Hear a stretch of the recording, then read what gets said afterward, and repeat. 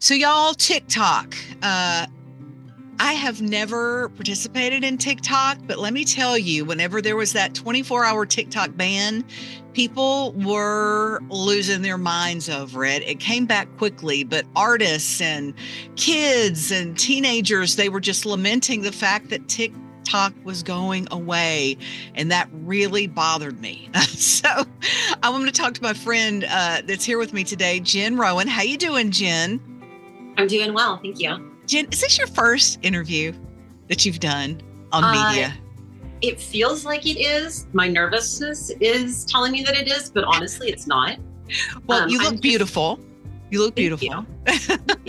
I'm a nervous therapist, you know? Well, well, you and I are friends, and we met another way. Jen is part of my mental health journey too, whether she knows it or not. But we started talking about social media and TikTok. And Jen, you've got some very specific thoughts on social media.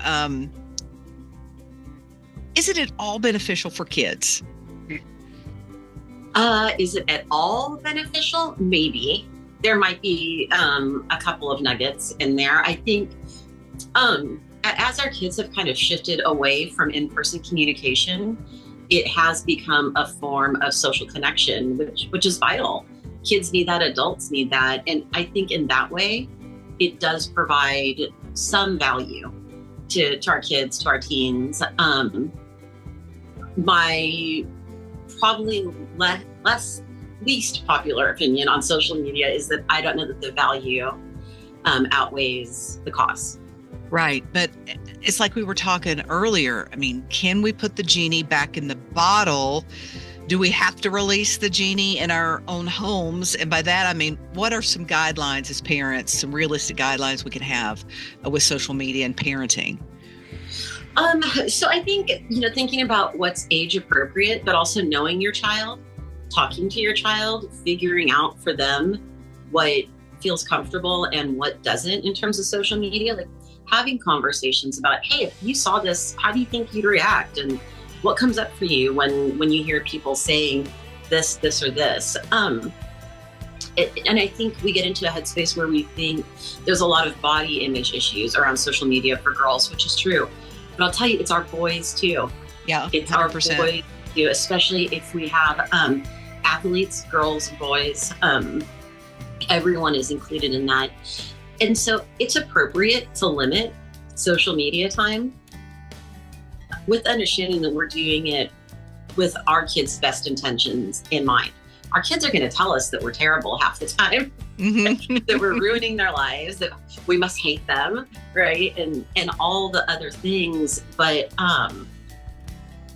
at this point, with what I see, I can only speak from my experience, there's just so much bullying and terrible things being said. People say things online, and adults are guilty of this too. We say it to our peers that we would never, ever, ever say in person. And it absolutely impacts people's mental health. It does. I mean, I'm guilty too of feeling addicted to my Candy Crush, for example. I love my Candy Crush game.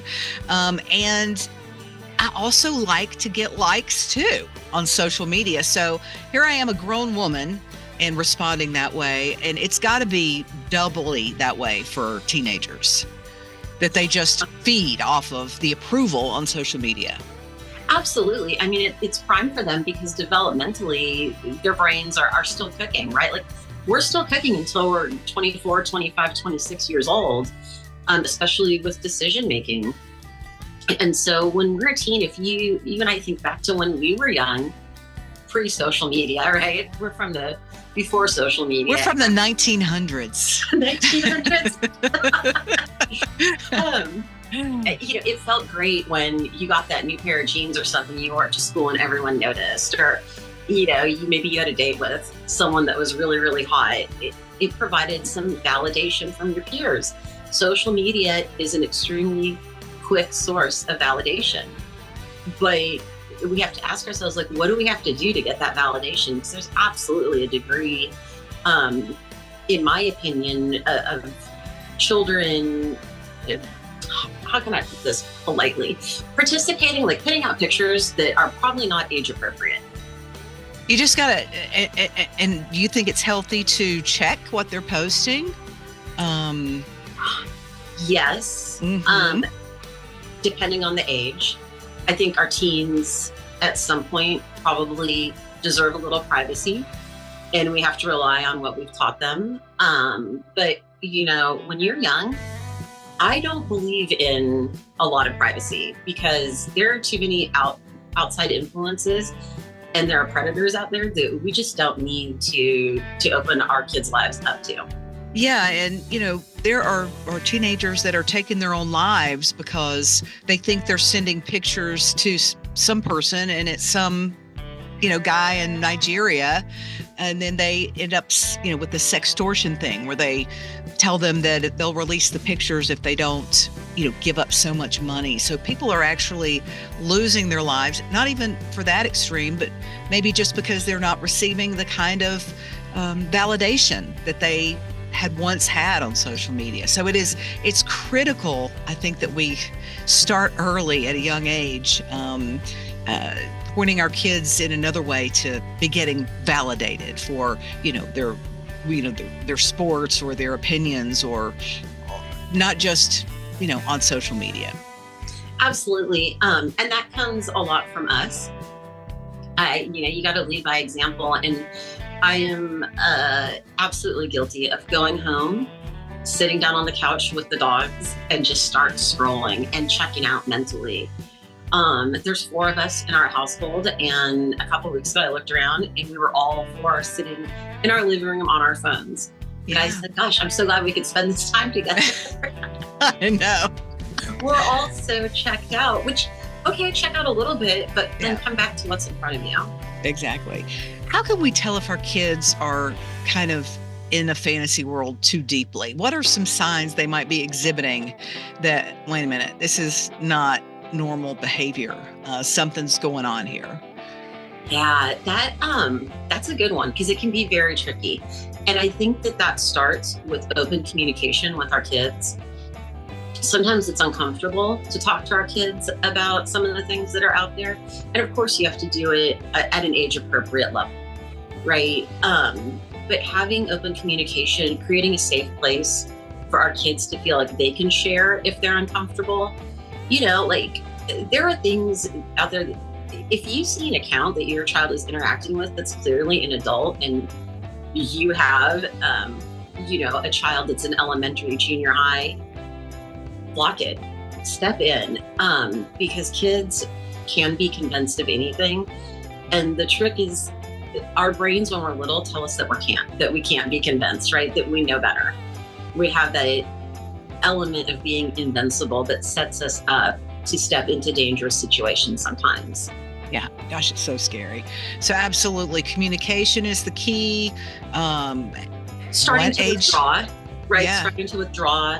The big changes in behavior, like if you have someone who does a lot of after school activities, but suddenly they don't want to do anything but play one certain game, which, it could be an interest developing. And so I'm not saying, that's automatically the sign that something's wrong, but it tells you, okay, something about my child is changing. So let's check in on it. Right, exactly. And what should you do if you do see a problem and you notice a problem and it's gone beyond just communication?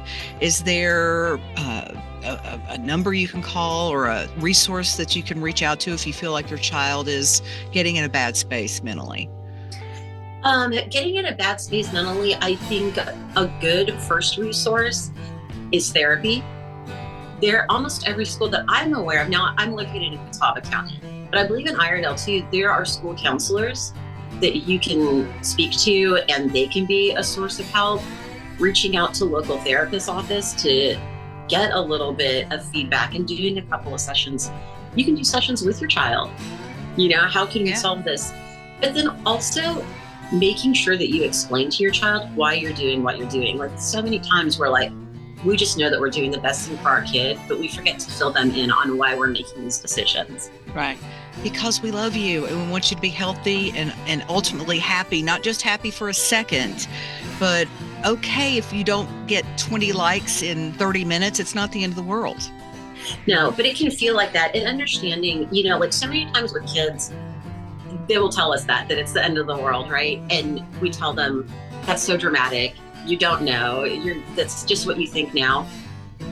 Stop invalidating it. Because for them, that really does feel like the end of the world because their world is smaller and they haven't been here as long. And so we really need to value what their experience is. So, Jen Rowan, thank you for being with us. We're going to talk about some more things. And of course, 988 is a good resource as well for if you are in a mental health crisis, or certainly if there's some suicide ideation going on, 988 is a good number. 988, absolutely, if there's suicidal ideation. Also, crisis text line, I believe it's crisistextline.org. And the number you can text is 741-741. And Thank we'll you, Jen. get someone to text you back right away. Thank you. Mm-hmm.